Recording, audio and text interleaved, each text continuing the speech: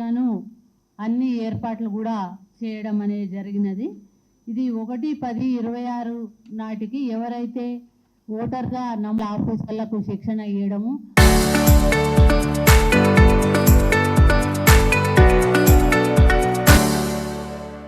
అట్లాగే booth level ఏజెంట్లకు శిక్షణ ఇవ్వడము, ఇవన్నీ కార్యక్రమాలు కూడా మేము అన్నీ చేపట్టడం జరిగింది జిల్లా కలెక్టర్ గారి ఆధ్వర్యంలో.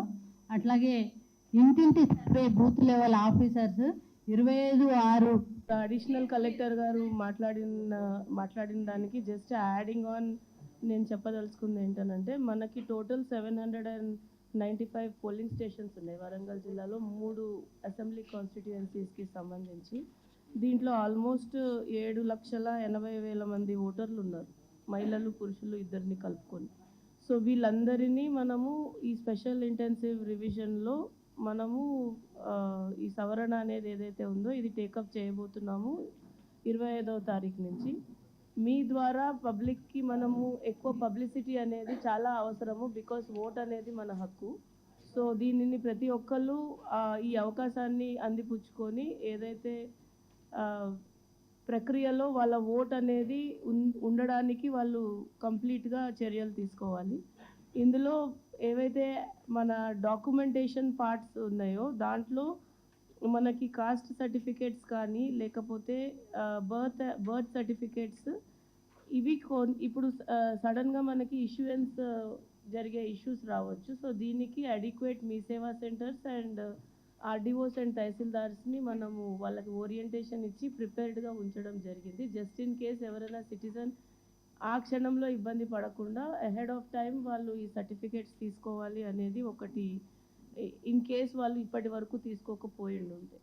దెన్ బిఎల్ఏస్ రోల్ కూడా చాలా ఇంపార్టెంట్ అని మనం పొలిటికల్ పార్టీస్ని పిలిచి మనము వాళ్ళకి ఓరియంటేషన్ ఇవ్వడం జరిగింది. ఆల్మోస్ట్ 3 to 4 times మనం ఓరియంటేషన్ ఇచ్చాము. మనకి ఆల్మోస్ట్ ఈచ్ కాన్స్టిట్యుయెన్సీస్లో నర్సంపేటలో 849 బిఎల్ఏస్ అపాయింట్ చేశారు, వరంగల్ ఈస్ట్లో 690 బిఎల్ఏస్ అండ్ వర్ధన్నపేటలో 846 బిఎల్ఏస్ని అపాయింట్ చేశారు. సో బిఎల్ఓస్ తోటి కలిపి పనిచేస్తారు. అంటే మనము బిఎల్ఏస్ వచ్చి వాళ్ళు they can visit the house along with the BLO and then ensure that process ట్రాన్స్పరెంట్గా జరుగుతున్న దానికి వాళ్ళు జాయిన్ అయ్యి వర్క్ చేయొచ్చు బిఎల్ఏస్. అండ్ వాళ్ళకి రేపు కూడా మేము ఒక ఓరియంటేషన్ బిఎల్ఏ స్థాయిలలో ఆల్రెడీ ఈఆర్ఓస్ స్థాయిలో జరుగుతుంది. మనకి ఈఆర్ఓస్ వచ్చేసి నర్సంపేట ఆర్డీఓ గారు ERO electoral registration officer, Warangal ఈస్ట్కి అయితే ప్రస్తుతం హన్మకొండ కలెక్టర్ గారు ఇన్ఛార్జ్ డిడబ్ల్యూఎంసీ కమిషనర్ ఆమెనే ఉన్నారు. మనం ప్రతిపాదనలు పంపించడం జరిగింది అడిషనల్ కలెక్టర్ లోకల్ బాడీస్ని ఇవ్వమని, సో దట్ ఫుల్ ఫోకస్ ఉంటుందని. బట్ అదర్వైజ్ ఎఫెక్టివ్గానే వరంగల్ ఈస్ట్లో వర్క్ అనేది జరుగుతోంది.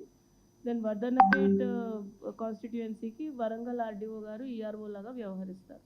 సో ఇప్పుడు ఇందాక అడిషనల్ కలెక్టర్ గారు మాట్లాడిన దాంట్లో ఏవైతే క్లెయిమ్స్ అండ్ ఆబ్జెక్షన్స్ వచ్చే అవకాశం ఉంటుందో, ఎక్కడైతే డేట్ ఆఫ్ బర్త్ మనం ప్రూవ్ చేయలేకపోతాము, లేదా అడ్రస్ చేంజ్ ఉంటుంది, లేదా అసలు మళ్ళీ లిస్ట్లోనే లేరు, లాంటి క్లెయిమ్స్ అండ్ ఆబ్జెక్షన్స్ ఏవైతే ఉన్నాయో వాటిని ఈఆర్ఓ దగ్గర ఫైల్ చేయవలసి ఉంటుంది. In case ERO rejects, appeal వస్తుంది డిస్ట్రిక్ట్ ఎలక్షన్ అథారిటీకి, which is the district collector. So ఈ అపీల్ ద్వారా మనము వాళ్ళని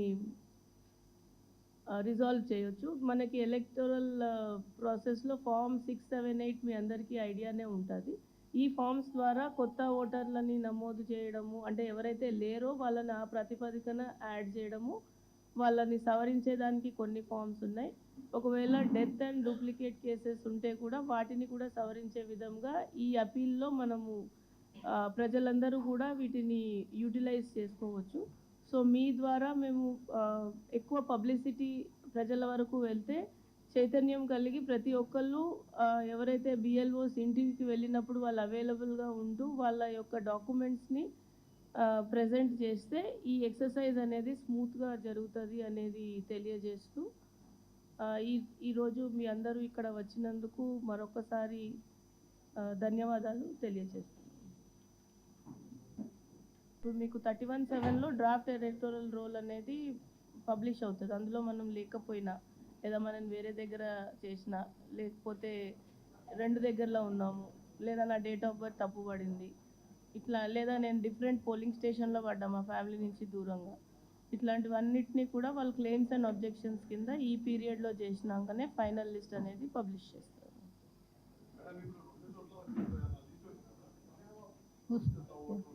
రెగ్యులర్ వస్తుంటుందండి మాకు.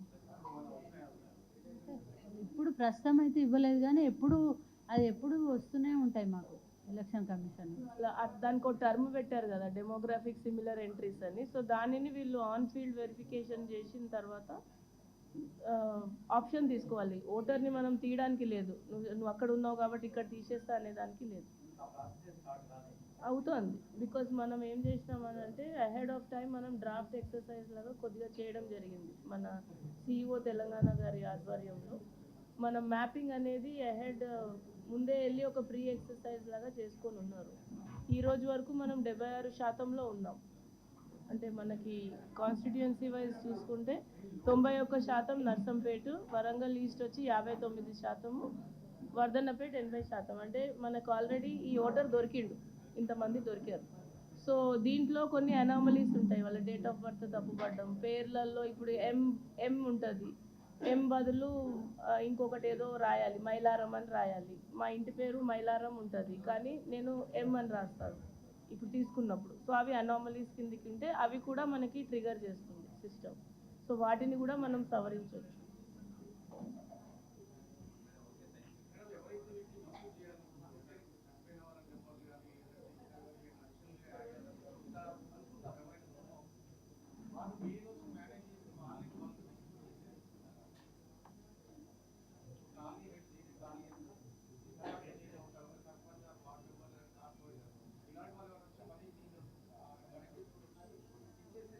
యాక్చువల్లీ ఇది ప్రాపర్లీ స్టాచ్యుటరీ ఎక్సర్సైజ్.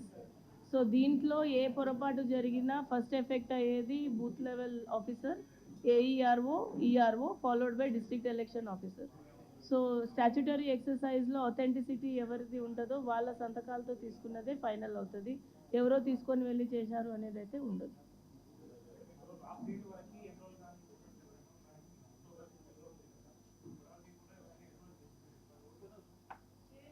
యాక్చువల్గా తర్వాత కూడా ఫామ్ 6, 7లోకి వెళ్ళి నేను మిస్ అయ్యానని. కాకపోతే ఏంటంటే కొన్ని గైడ్ లైన్స్ టఫ్ కండిషన్స్ ఉండే అవకాశం, because if you are born before 2002 మీరు ఇప్పటికీ రావాలి, ఈ సవరింపులో రావాలి.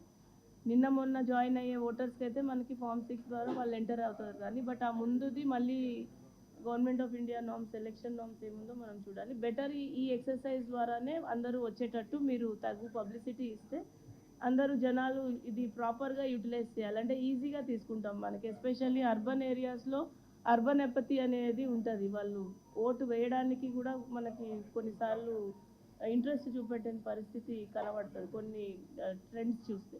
అలాంటి దానికి మోటివేషన్ మన మీడియా ద్వారా అందరికీ కూడా ఈ ఎక్సర్సైజ్ చాలా ఇంపార్టెంట్, దీంట్లో ప్రతి ఒక్కళ్ళు పార్టిసిపేట్ చేయాలి అని మీరు చాలా ఎక్కువగా ప్రాపగెండా చేయాలనేది మా రిక్వెస్ట్.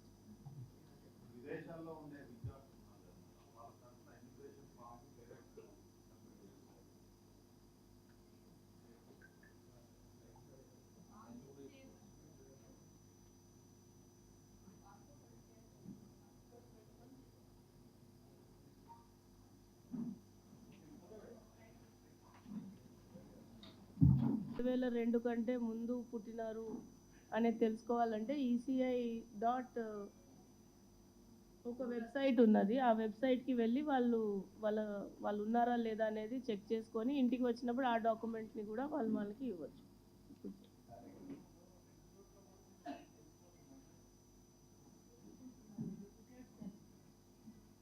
తెలుస్తుంది అప్పుడు ఏంటనంటే వాళ్ళు ఎక్కడ ఉండాలనుకుంటున్నారు అనే ఆప్షన్ వాళ్ళకు ఉంటుంది.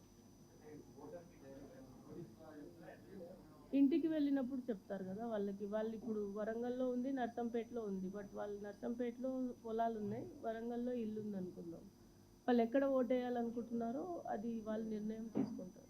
అలాంటివి ఆల్రెడీ మన వాళ్ళు అపీల్ కేసెస్లో టేకప్ చేయడం జరిగింది. అంటే ఈ ఎక్సర్సైజ్ స్టార్ట్ అవ్వకముందు రొటీన్లో మేము మాకు అక్కడ ఉంది ఇక్కడ ఉందని వచ్చిన వాళ్ళకి ఈఆర్ఓ ద్వారా చేయడం జరిగింది.